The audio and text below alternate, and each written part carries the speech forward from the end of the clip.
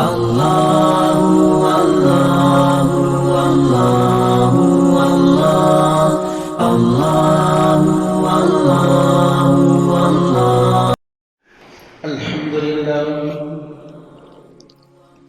الحمد لله وحده والصلاة والسلام على من لا نبي بعده نحمده ونستعينه ونستغفره ونؤمن به ونتوكل عليه ونعوذ بالله من شرور أنفسنا ومن سيئات أعمالنا من يهده الله فلا مضل له ومن يضلله فلا هادي له ونشهد أن لا إله إلا الله وحده لا شريك له ونشهد أن سيدنا وسندنا ومولانا محمدا عبده ورسوله أما بعد فقد قال الله عز وجل في كلامه المجيد أعوذ بالله من الشيطان الرجيم بسم الله الرحمن الرحيم إن عدة الشهور عند الله 12 شهرا في كتاب الله يوم خلق السماوات والأرض منها 4 حرم آمنت بالله صدق الله العظيم وصدق رسوله النبي الكريم ونحن على ذلك لمن الشاهدين والشاكرين والحمد لله رب العالمين. محترم بزرگوں، عزیز دوستوں، اللہ کے لاڈلے اور پیارے بندوں، محرم الحرام کا مہینہ شروع ہو چکا ہے، لہذا اسی سلسلے سے چند گزارشات آپ کی خدمت میں ہیں۔ پہلی چیز تو یہ ہے کہ اللہ رب العزت نے روز اول ہی سے مہینوں کی تعداد 12 رکھی،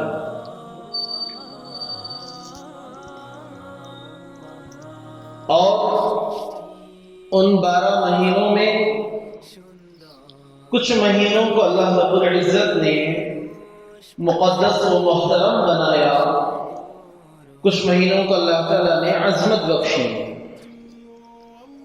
قرآن مجید میں اللہ تعالیٰ فرماتے ہیں ان عدت الشہور عند اللہ 12 شہرا فی کتاب اللہ یوم خلق السماوات والارض۔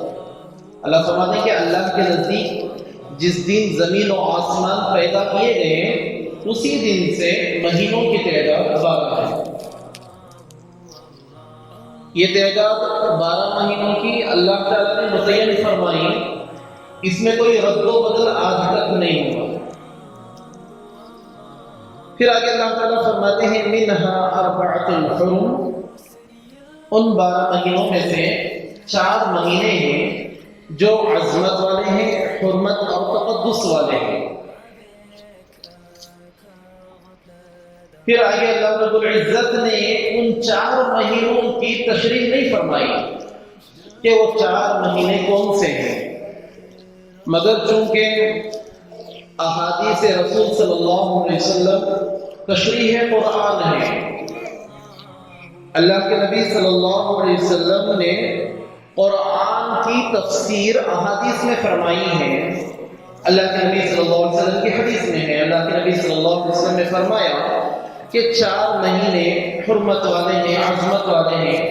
فرمایا کہ 3 لگاتار ہیں، ذوالقعدہ، ذوالحجہ اور محرم الحرام، اور فرمایا کہ 4تھا مہینہ رجب ہے جو جمعہ الثانی اور شعبان کے درمیان میں آتا ہے۔ اللہ کے نبی صلی اللہ علیہ وسلم نے 4 مہینوں کو گنوایا کہ قرآن میں اللہ تعالیٰ نے جن 4 مہینوں کو حرمت والا بتلایا ہے، تقدس اور عظمت والے بتلائے ہیں 4 مہینوں کو، وہ 4 مہینے ذوالقعدہ، ذوالحجہ، محرم الحرام 3 لگاتار ہیں اور ایک چوتھا رجب ہے۔ محرم الحرام، یہ حدیث میں اللہ کے نبی صلی اللہ علیہ وسلم نے فرمایا کہ محرم اتنا مقدس مہینہ ہے، جیسے رمضان کے بارے میں ہے کہ رمضان شہر اللہ، رمضان اللہ کا مہینہ ہے، ایسے ہی فرمایا کہ محرم بھی اللہ کا مہینہ ہے۔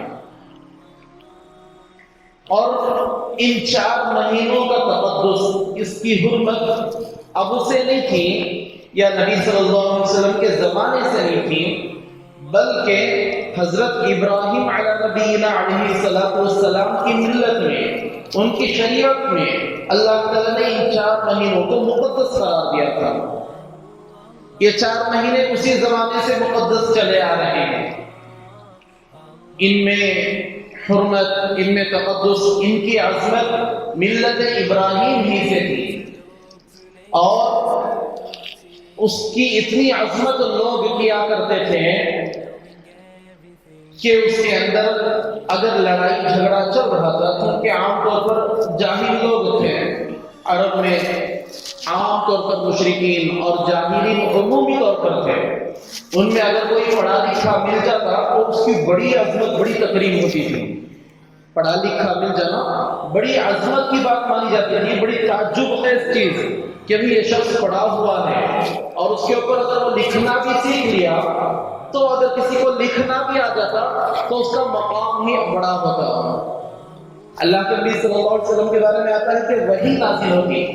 اللہ کے نبی چونکہ امی تھے، حضرت ابی بن کعب رضی اللہ عنہ کو اللہ کے نبی صلی اللہ علیہ وسلم نے مقرر کر رکھا تھا کہ جب بھی وحی آتی وہ اللہ کے نبی صلی اللہ علیہ وسلم نے بلاتے اور ان کے ہاتھ سے وحی لکھواتے تھے۔ وہ کاتب وحی تھے، ان کا الگ ہی مقام کہ صحابہ میں سے یہ تھے جنہیں پڑھنے کے ساتھ ساتھ لکھنا بھی آتا ہو۔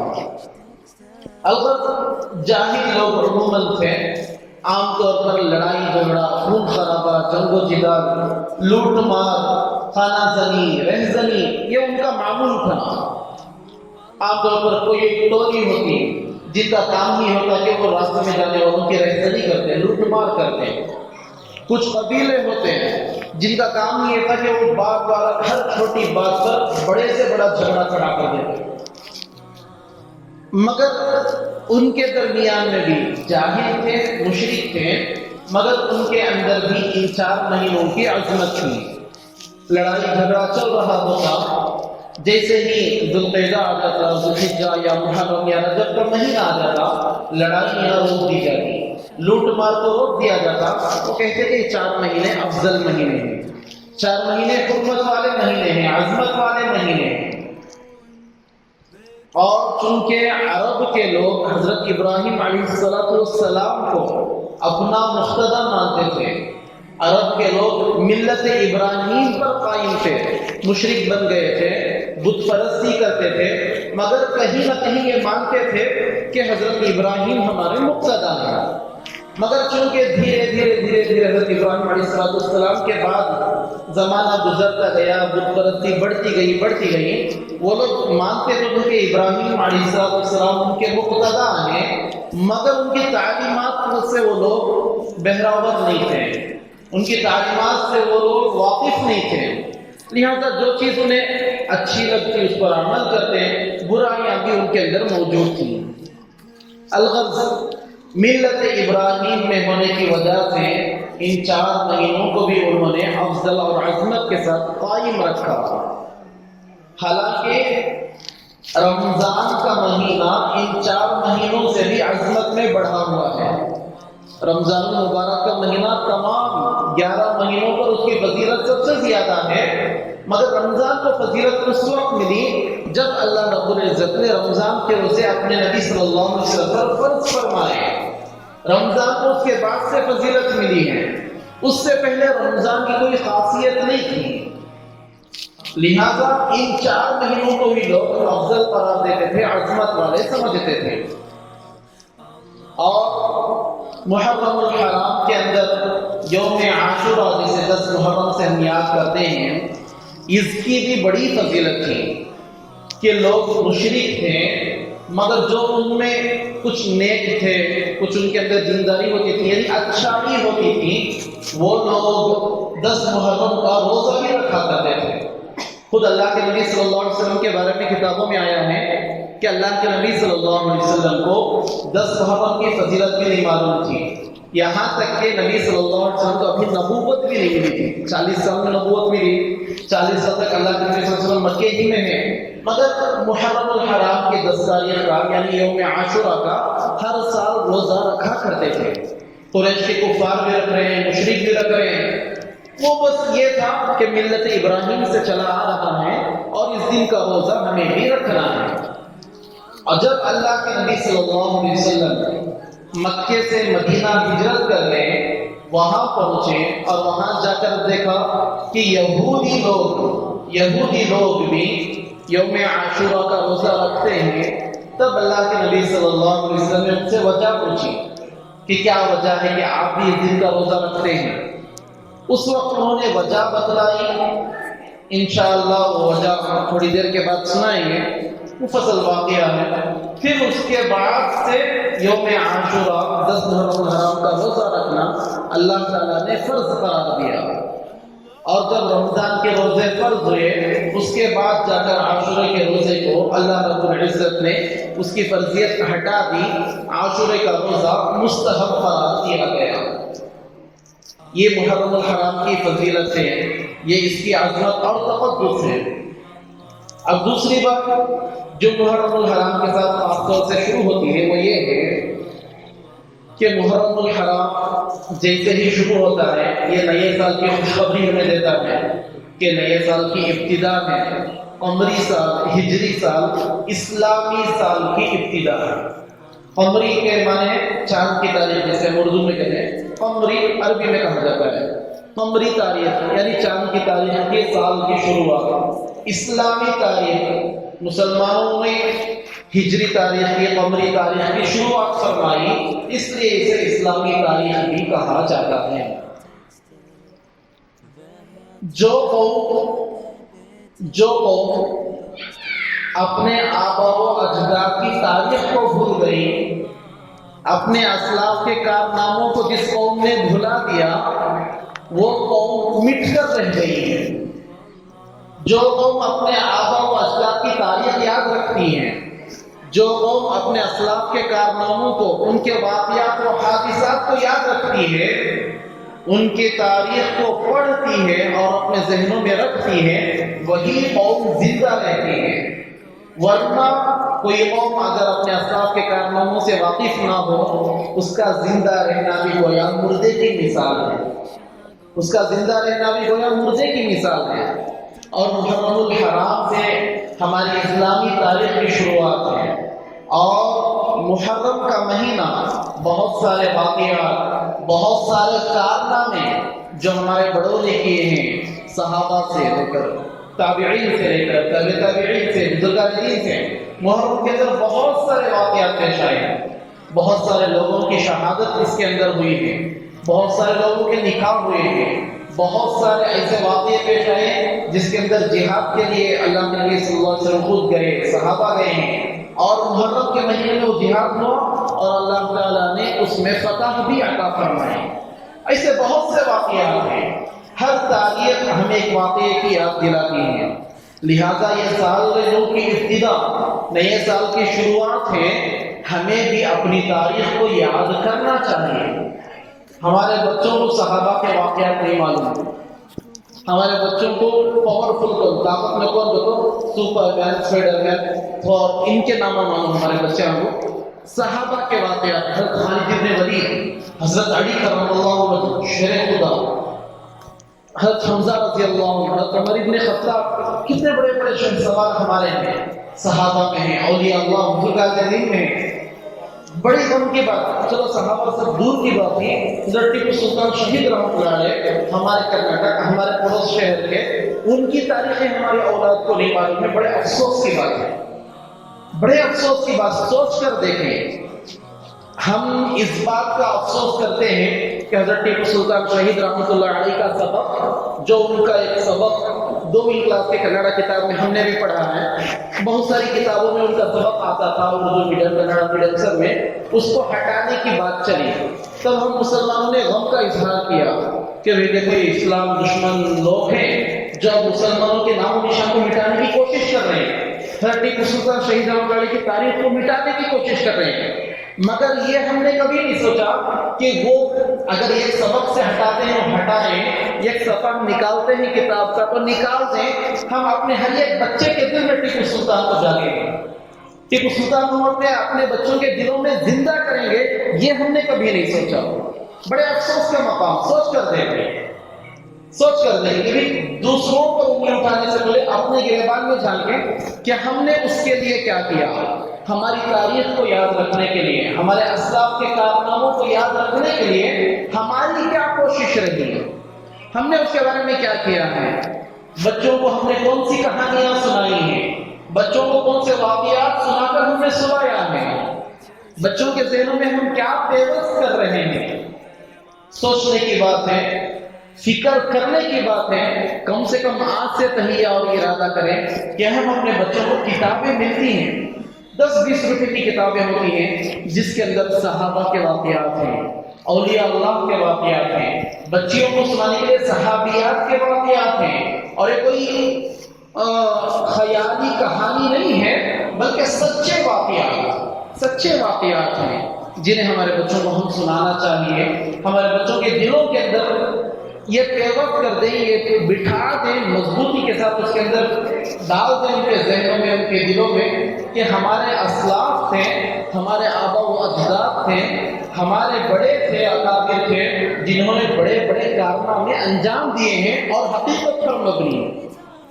الغرض محرم الحرام اسلامی سال کی ابتدا ہے اور ہجری سال جو شروع ہوا اس کا طریقہ کیا تھا، وہ کب شروع ہوئی، یہ بھی بات جاننے کی ہے۔ ہر ایک قوم کا اپنا کیلنڈر ہوتا ہے، ہر ایک مذہب کا اپنا کیلنڈر ہے، جو غیر مسلم لوگ ہیں ان کے اپنے کیلنڈر ہیں، جو عیسائی وغیرہ ہیں، یورپین لوگ، ان کا اپنا عیسائی کیلنڈر ہے، جسے ہم عیسوی 2021 عیسوی چل رہی ہے یہ کیلنڈر کہتے ہیں، اور ایک کیلنڈر ہے ہمارا ہجری کیلنڈر جس کا علم رکھنا بھی فرض کفایہ ہے۔ ہجری تاریخ کو یاد رکھنا، ہجری تاریخ کے مطابق اپنے کام کاج طے کرنا، اپنے شادی بیاہ طے کرنا، اپنے گھر کو آنے جانے کا طے کرنا، اپنے نظام میں، اپنے نظام الاوقات کے اندر ہجری تاریخ کو، ہجری کیلنڈر کا استعمال کرنا ہر مسلمان پر فرض کفایہ ہے۔ ہجری تاریخ کی شروعات ایسے ہوئی تھی کہ اللہ کے نبی صلی اللہ علیہ وسلم کو نبوت ملی، اللہ کے نبی صلی اللہ علیہ وسلم نے زندگی گزاری، اللہ کے نبی صلی اللہ علیہ وسلم پردہ فرما گئے دنیا سے، اللہ کے نبی صلی اللہ علیہ وسلم کا دور ہو گیا، پھر دور آیا حضرت صدیق اکبر رضی اللہ عنہ کا، ان کا دور خلافت بھی چلا مگر کوئی تاریخ طے نہیں تھی۔ حضرت عمر رضی اللہ عنہ کا دور خلافت آیا، دور خلافت چل رہا ہے، تب بھی کوئی تاریخ طے نہیں تھی۔ وہ لوگ تاریخ کیسے یاد رکھتے تھے؟ کسی سال میں کوئی بڑا حادثہ پیش آ گیا یا کوئی بڑی جنگ ہوئی، کوئی بھی ایک بڑا حادثہ پیش آتا، اس کے ذریعے سے وہ سالوں کو یاد رکھتے ہیں۔ جیسے بدر کا واقعہ چلا تو کہتے ہیں کہ عام البدر، بدر کا سال، احد کا واقعہ پیش آ گیا تو کہتے ہیں کہ عام الاحد، احد کے سال سے 5 سال بعد ہمارا بچہ پیدا ہوا۔ اللہ کے نبی صلی اللہ علیہ وسلم کے بارے میں بتاتے ہیں عام الفیل کے بعد پیدا ہوئے ہیں۔ حضرت عمر رضی اللہ عنہ کے بارے میں آتا کہ عام الفیل کے اتنے سال بعد پیدا ہوئے ہیں، یعنی سالوں کو بڑے بڑے واقعات کے نام سے یاد رکھا کرتے تھے۔ حضرت عمر رضی اللہ عنہ کے دور خلافت میں اسلامی پرچم پھیلتا گیا، اسلام پھیلتا گیا، جیسے میں نے گزشتہ جمعہ کہا تھا کہ 22 لاکھ مربع میل یعنی آدھی دنیا سے زیادہ پر اسلام کا پرچم حضرت عمر رضی اللہ عنہ نے لہرایا تھا۔ اب لوگوں کے خطوط آتے تھے، دوسرے بادشاہوں کے، دوسرے سفراء لے کر آتے خطوط وغیرہ، تو اس کے اندر ان کی تاریخیں ہوتی۔ حضرت عمر رضی اللہ عنہ نے ایک کمی محسوس کی کہ جب جوابی خط لکھنا پڑتا تو اس کے اندر ان کی تاریخ ڈالنی پڑتی یا کسی اور کی تاریخ لکھنی پڑتی. جیسے عیسائی لوگ لکھتے کہ قبل مسیح سے عیسوی تاریخ انہوں نے شروع کی تھی تو لکھتے کہ 250 قبل مسیح، 350 قبل مسیح، اس طریقے سے وہ عیسوی لکھا کرتے ہیں. حضرت عمر رضی اللہ عنہ کو تکلیف ہوئی کہ بھی ہم مسلمان ہیں، اللہ نے ہمیں دبدبہ عطا فرمایا، اللہ نے ہمیں حکومت دی، قوت دی، اور ہمارے پاس اپنی کوئی تاریخ نہ ہو. اس پر حضرت عمر رضی اللہ عنہ نے صحابہ رضی اللہ عنہ کو جمع فرمایا کہ سارے صحابہ کا اجتماع قائم کیا، مشورہ کیا کہ ہم بھی اپنا کیلنڈر شروع کریں. لہذا شروعات کیسے کی جائے، کس سال سے یا کس واقعے کو ہم ثبوت بنا کر، کس واقعے کو ہم قرار بنا کر اس سے ہم شروع کریں. صحابہ کے الگ الگ واقعے، الگ الگ رائے آئی. کسی صحابی نے کہا کہ اللہ کے نبی صلی اللہ علیہ وسلم کی ولادت سے ہجری سال کی ابتدا ہونی چاہیے. کسی نے کہا کہ اللہ کے نبی صلی اللہ علیہ وسلم کی وفات کو ہجری سال کی ابتدا کریں. کسی نے کچھ. بعد میں حضرت علی رضی اللہ عنہ نے یہ رائے دی کہ اللہ کے نبی صلی اللہ علیہ وسلم کی ہجرت کو ہم قرار بنا کر اس کے ذریعے سے ہجری سال کی ابتدا کر سکتے ہیں. اور اس کی وجہ یہ رکھی کہ مکے کے اندر جب مسلمان تھے تو وہاں پر دبے ہوئے تھے، مظلوم تھے، مسلمانوں کو مارا جاتا تھا، تکلیفیں دی جاتی تھیں. اللہ تعالیٰ نے مدینہ ہجرت کرنے کے بعد غلبہ عطا فرمایا، قوت بخشی، حکومت عطا فرمائی.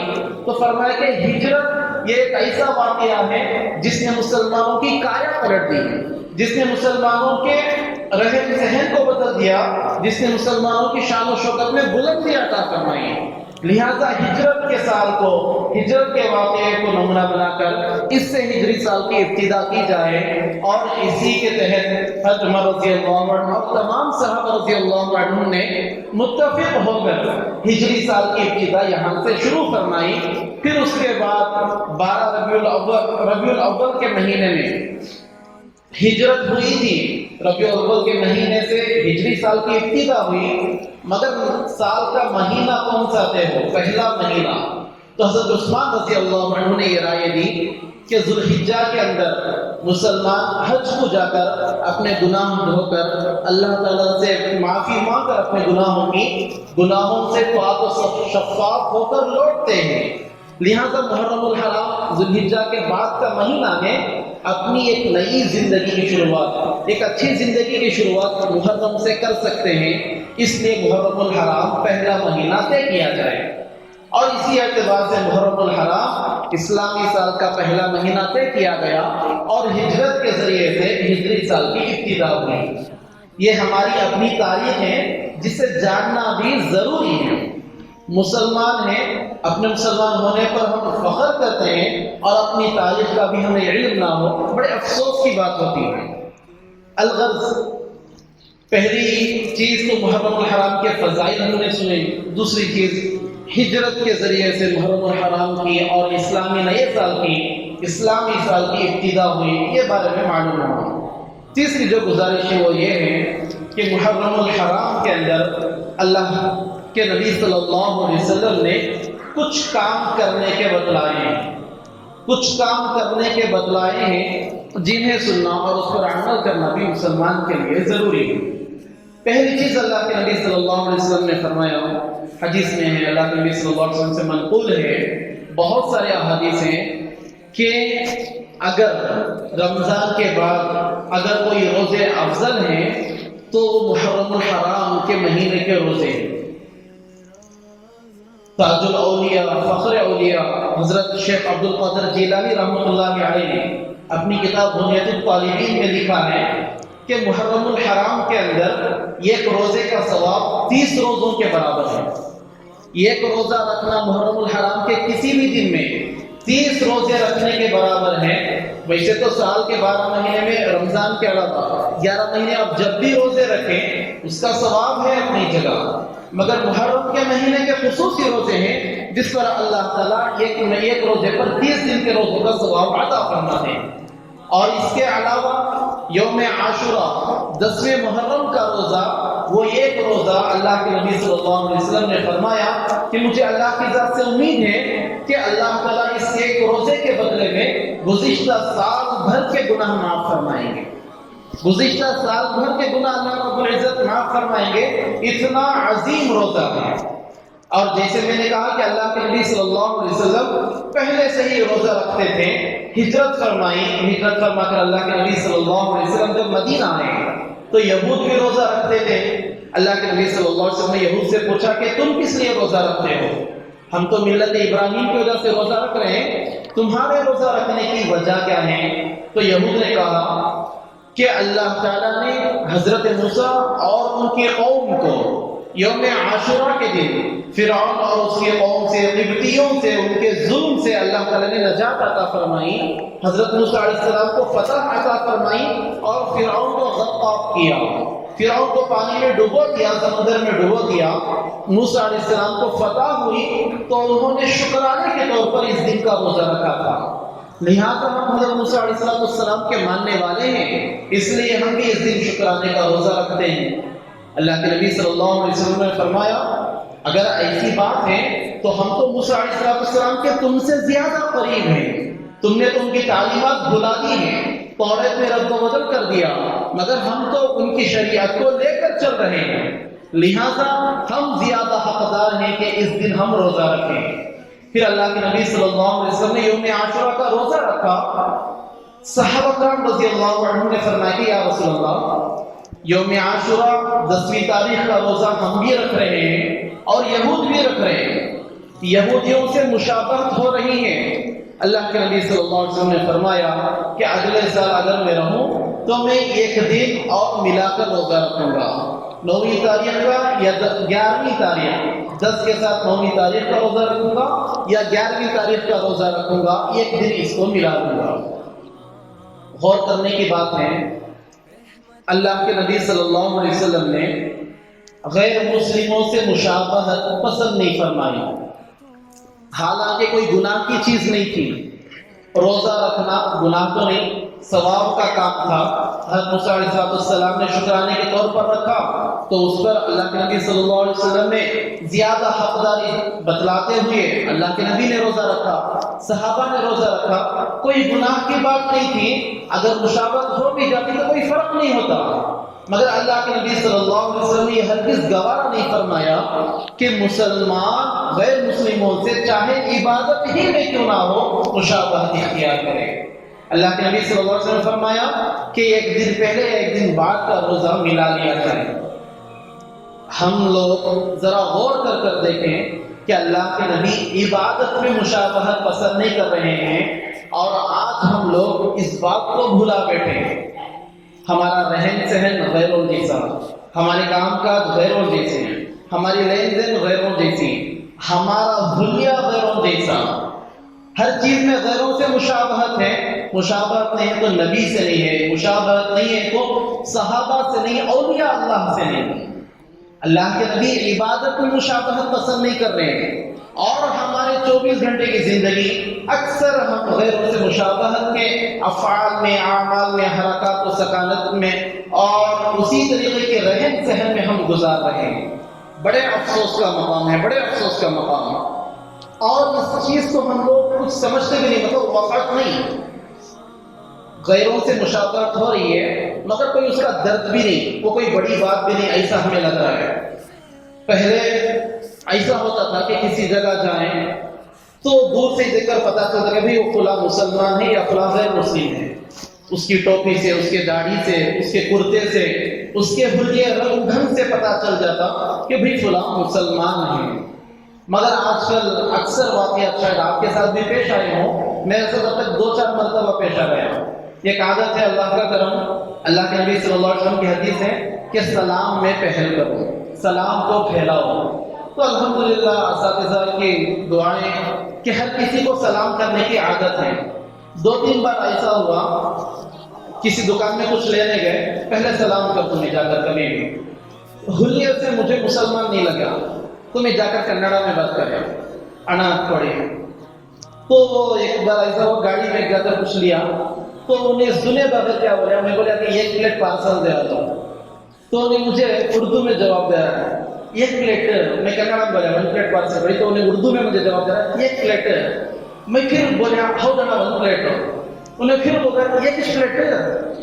یعنی انہیں مجھے اپنی زبان سے بتلانا چاہ رہے کہ میں مسلمان اردو میں بات کر رہا ہوں، مگر میں دھیان نہیں دے رہا ہوں، میں کنڑا میں بات کروں کیونکہ اس کا حلیہ مجھے ایسا لگ رہا ہے. پھر اس کے بعد انہیں مجبور ہو بولے حضرت میں مسلمان، حضرت مسلمان کو اپنی مسلمانی بول کر ظاہر کرنی پڑ رہی. کہتے افسوس کی بات ہے.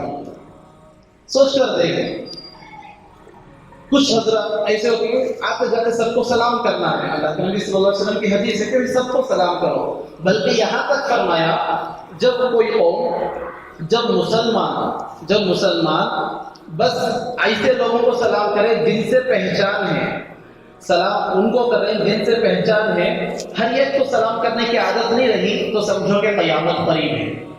سلام کو عام کرنے کی بات ہے، سلام کو عام کرنے کا حکم ہے. ہر کسی کو سلام کریں، ہر کسی کو سلام کریں، چاہے اسے جانتے ہو یا نہ جانتے ہو. صرف جان پہچان والوں کو سلام کرنا یہ قیامت کی نشانی ہے. یہاں تک اللہ کے نبی صلی اللہ علیہ وسلم نے فرمایا. مگر اب حالت ایسی ہے سامنے دیکھو شک میں پڑ جانا، انہیں گزر رہتا ہے، سوچ نہیں ہے مسلمان کی نہیں کی سلام کرنا کی نہیں کی، وہ سوچ انہیں گزر جاتا.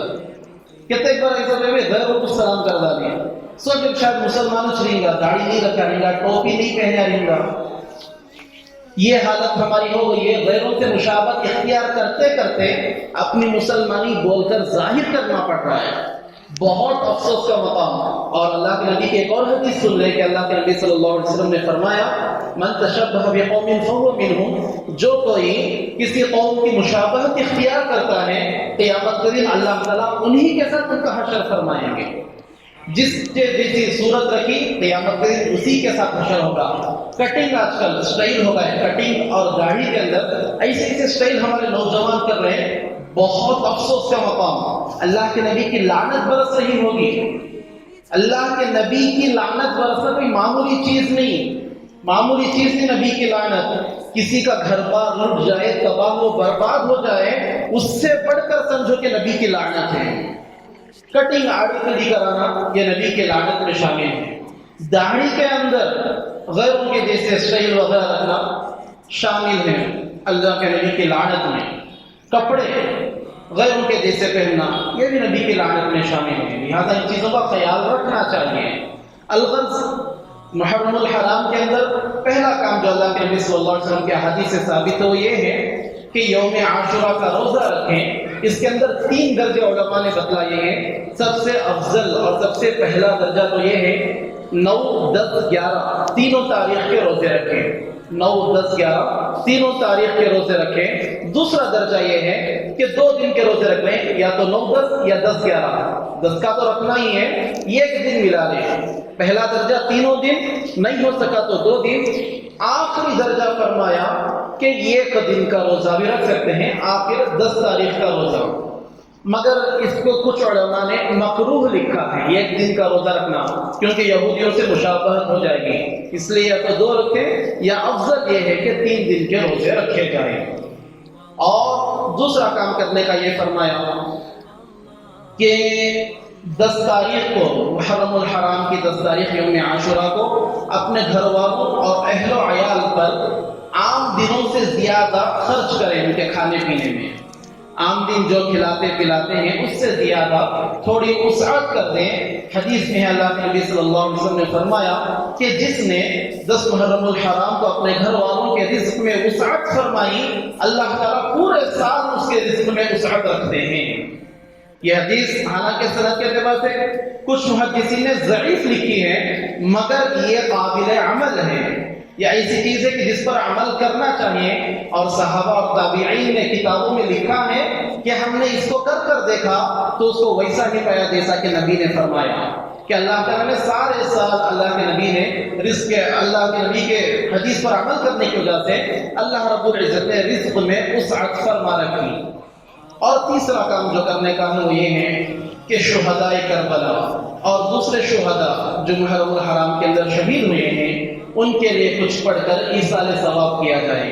یہ کرنے کے کام ہیں. اس کے علاوہ دوسرے لغویات میں لگنا یا ایسی چیزوں میں لگنا جن کا ثبوت قرآن و حدیث سے نہ ہو، یہ کھلا اسلام سے بغاوت ہے اور قرآن حدیث کے خلاف عمل ہے جس پر صرف گناہ لازم ہوتا ہے، ثواب تو بہت دور کی بات ہے۔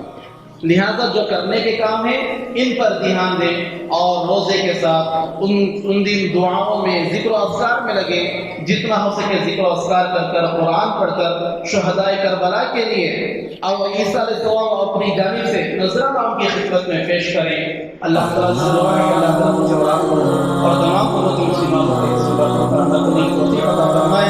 آمین۔